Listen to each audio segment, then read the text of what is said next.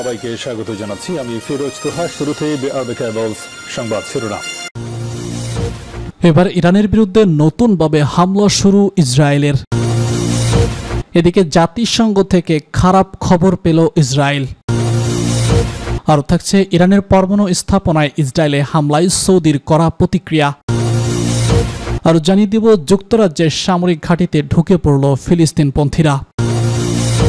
সর্বশেষ জানাবো ইউরোপীয় ইউনিয়নের সঙ্গে ইরানের পারমাণবিক আলোচনা শুরু। ইরানের বিরুদ্ধে নতুনভাবে হামলা শুরু করেছে ইসরায়েল। মধ্যপ্রাচ্যে ইরান ইসরায়েলের হামলা পাল্টা হামলা চলছে। এরই মধ্যে উত্তেজনার মধ্যে আবারও নতুন করে ইরানের বিরুদ্ধে হামলা শুরু করেছে ইসরায়েল। স্থানীয় সময় শুক্রবার ভোর রাতে ইরানের দক্ষিণাঞ্চলীয় বুশাহার শহরে আকাশ প্রতিরক্ষা ব্যবস্থা সক্রিয় করা হয়েছে বলে জানিয়েছে দেশটির রাষ্ট্রীয় সম্প্রচার মাধ্যম আরটির অধীনে পরিচালিত ইয়াং লিস্ট ক্লাব।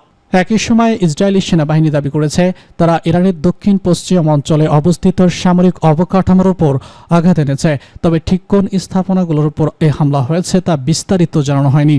বুশাহার শহরে ইরানের একটি গুরুত্বপূর্ণ পারমাণবিক বিদ্যুৎ কেন্দ্র রয়েছে, ফলে এলাকাটিতে আকাশ প্রতিরক্ষা ব্যবস্থা চালুর খবরকে বিশেষ গুরুত্ব দিয়ে দেখছে বিশ্লেষক মহল।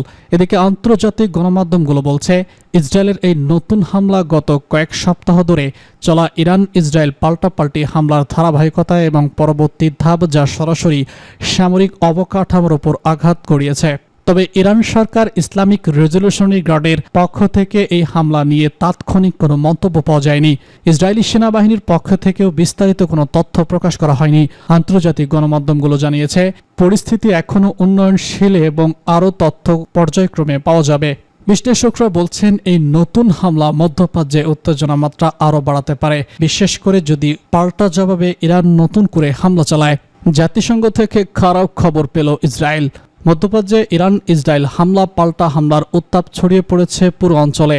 ইসরায়েল তার সামরিক আগ্রাসনকে যুক্তি দিচ্ছে ইরানের পরমাণু কর্মসূচি থামানোর প্রয়োজনে। তবে প্রস্তাবে ফিলিস্তিনের অবরুদ্ধ গাজা উপত্যকা এবং পশ্চিম তীরে ইসরায়েলি বাহিনীর লাগাতার হামলা, জোরপূর্বক উচ্ছেদ এবং বেসামরিক জনগণের উপর সহিংসতার ঘটনা আন্তর্জাতিক অঙ্গনে বাড়িয়ে তুলেছে উদ্বেগ। এই প্রেক্ষাপটেই ইসরায়েলকে আবারও জাতিসংঘের কালো তালিকায় অন্তর্ভুক্ত করা হয়েছে, এবারও শিশুদের বিরুদ্ধে সংঘাতকালীন গুরুতর সহিংসতার অভিযোগে। প্রসঙ্গত 2024 সালে গাজা এবং অধিকৃত পশ্চিম তীরে ইসরায়েলি বাহিনীর চালানো হামলায় অভিভূত মাত্রায় শিশুদের উপর সহিংসতা সংঘটিত হয়েছে বলে উল্লেখ করা হয় জাতিসংঘের বার্ষিক প্রতিবেদনে। এটি টানা দ্বিতীয় বছর ইসরায়েল এই তালিকায় নাম লেখালো। চিন্ডেল ইন আর্মড শীর্ষক প্রতিবেদন অনুযায়ী বিশ্বব্যাপী 18 বছরের নিচের শিশুদের বিরুদ্ধে 2024 সালে 61,370টি গুরুতর সহিংসতা জাতিসংঘ যাচাই বাছাই করেছে, যা আগের বছরের তুলনায় 25% বেশি। এর মধ্যে গাজা এবং পশ্চিম তীরে ইসরায়েলি বাহিনী 2,960 শিশুর বিরুদ্ধে 8,550টি লঙ্ঘন করেছে, যার মধ্যে 2,944 জন ফিলিস্তিনি, মাত্র 15 জন ইসরায়েলি শিশু। জাতিসংঘ নিশ্চিত করেছে 2024 সালে গাজায় 1,260 শিশু নিহত এবং 951 জন আহত হয়েছে। আরও 4,770 শিশুর মৃত্যুর তথ্য যাচাই করা হচ্ছে। অধিকৃত পশ্চিম তীর এবং পূর্ব জেরুজালেমে ইসরায়েলি বাহিনীর হাতে নিহত হয়েছে 100 শিশু, সেখানে 3,688টি সহিংসতা নথিভুক্ত হয়েছে। জাতিসংঘের মহাসচিব অ্যান্তোনিও গুতেরেস বলেছেন, অবরুদ্ধ গাজা এবং ইসরায়েল অধিকৃত ভূখণ্ডে শিশুদের উপর সহিংসতার মাত্রা আমাকে স্তম্ভিত করেছে। বিস্ফোরক অস্ত্রের ব্যবহার জনবহুল এলাকায় আন্তর্জাতিক মানবিক আইনের সরাসরি লঙ্ঘন। তিনি ইসরায়েলকে আন্তর্জাতিক আইন মেনে চলা, শিশুদের সুরক্ষা নিশ্চিত করা এবং বেসামরিক লক্ষ্যবস্তু থেকে হামলা বিরত রাখার আহ্বান জানান। তবে ইসরায়েলের পক্ষ থেকে তাৎক্ষণিক কোনো প্রতিক্রিয়া পাওয়া যায়নি। ইরানের পরমাণু স্থাপনায় ইসরায়েলের হামলায় সৌদির কড়া প্রতিক্রিয়া। ইরানে ইসরায়েলের আগ্রাসনের পর মধ্যপ্রাচ্যে একের পর এক হামলা ও পাল্টা হামলার ঘটনা ঘটতে চলেছে। পরিস্থিতি ক্রমেই উত্তপ্ত হচ্ছে। এরই মধ্যে ইসরায়েল দাবি করেছে তারা ইরানের একাধিক বেসামরিক পরমাণু স্থাপনায় হামলা চালিয়েছে। এই হামলায় কড়া প্রতিক্রিয়া জানিয়েছে সৌদি আরব। দেশটির পারমাণবিক ও বিকিরণ নিয়ন্ত্রণ কমিশন অ্যান্ড রেগুলেটরি এক বিবৃতিতে জানিয়েছে, নাগরিক পরমাণু স্থাপনায় সামরিক হামলা আন্তর্জাতিক আইন ও নিরাপত্তা চুক্তির স্পষ্ট লঙ্ঘন। বৃহস্পতিবার ইসরায়েল ইরানে যে কয়েকটি স্থাপনায় বিমান হামলা চালায় তার মধ্যে রয়েছে খন্দব ডেভি world research factory, Natanz uranium সমৃদ্ধকরণ কেন্দ্র এবং ভূগর্ভস্থ ফোর্দো পারমাণবিক স্থাপনা। ইন্টারন্যাশনাল অ্যাডমিনিস্ট্রেশন এজেন্সি জানিয়েছে, খন্দকার স্থাপনায় হামলার ফলে বেশ কয়েকটি গুরুত্বপূর্ণ ভবন ক্ষতিগ্রস্ত হয়েছে। তবে আইসিটি এখনও নির্মাণাধীন এবং সেখানে পারমাণবিক পদার্থ না থাকায় তেজস্ক্রিয় ঝুঁকি নেই বলে আশ্বস্ত করেছে সংস্থাটি। যদি পরমাণু নিয়ন্ত্রণ সংস্থা তাদের বিবৃতিতে আরও বলেছে, বেসামরিক পারমাণবিক স্থাপনাগুলো আন্তর্জাতিক সুরক্ষা চুক্তির আওতায় পড়ে। এসব স্থানে হামলা চালানো কেবল বিপজ্জনকই নয়, বরং আন্তর্জাতিক মানবাধিকার ও শান্তি বিধান নীতিমালার সরাসরি লঙ্ঘন। বিশ্লেষকদের মতে, সৌদি আরবের এই বিবৃতি মধ্যপ্রাচ্যে পারমাণবিক স্থাপনাগুলোকে ঘিরে বাড়তে থাকা নিরাপত্তা উদ্বেগ ও কূটনীতিক টানাপোড়েনকে স্পষ্টভাবে সামনে নিয়ে এসেছে। ইরান ইসরায়েল সংঘর্ষ নতুন মাত্রায় পৌঁছে গেলে গোটা অঞ্চলে পারমাণবিক স্থাপনাগুলো আবারও ঝুঁকির মধ্যে পড়তে পারে বলে মনে করছেন অনেক আন্তর্জাতিক বিশ্লেষক। যুক্তরাজ্যের সামরিক ঘাঁটিতে ঢুকে পড়ল ফিলিস্তিনপন্থীরা।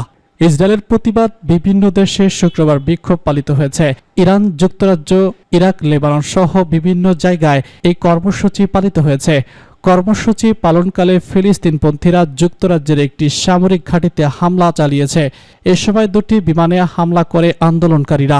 শুক্রবার আল জাজিরার এক প্রতিবেদনে এসব তথ্য জানানো হয়েছে। প্রতিবেদনে বলা হয়েছে, ইংল্যান্ডের মধ্য অঞ্চলে অবস্থিত রয়্যাল এয়ারফোর্স ঘাঁটিতে প্রবেশ করে দুটি সামরিক বিমান ক্ষতিগ্রস্ত করেছে বিক্ষোভকারীরা। যুক্তরাজ্য সরকারের গাজা যুদ্ধে ইসরায়েলের সমর্থনের প্রতিবাদে এই কর্মসূচি পালিত হয়েছে।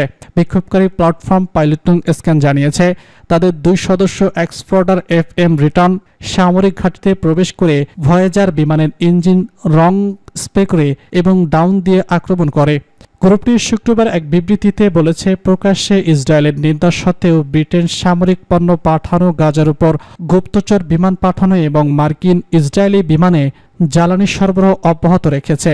তারা এক্সে এই ঘটনায় একটি ভিডিও পোস্ট করেছে। বিবৃতিতে আরও বলা হয়, ব্রিটেন শুধু সহযোগী নয়, এটি গাজায় গণহত্যা এবং মধ্যপ্রাচ্য যুদ্ধ অপরাধের সক্রিয় অংশগ্রহণকারী।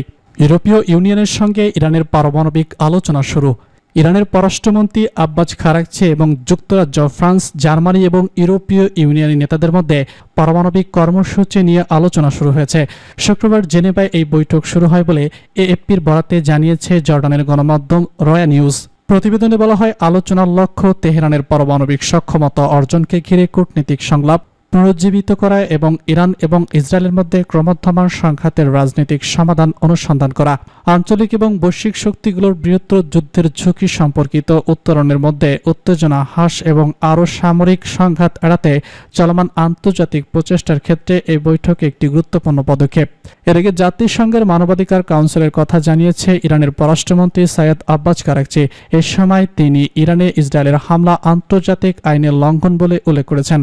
শুক্রবার আল জাজিরার এক প্রতিবেদনে জানানো হয়, আরাঘচি ইউরোপীয় কর্মকর্তাদের বৈঠক বলেছেন, ইসরায়েল ইরানের উপর বিনা উস্কানিতে আগ্রাসন চালিয়েছে। এটি জাতিসংঘ সনদের স্পষ্ট লঙ্ঘন।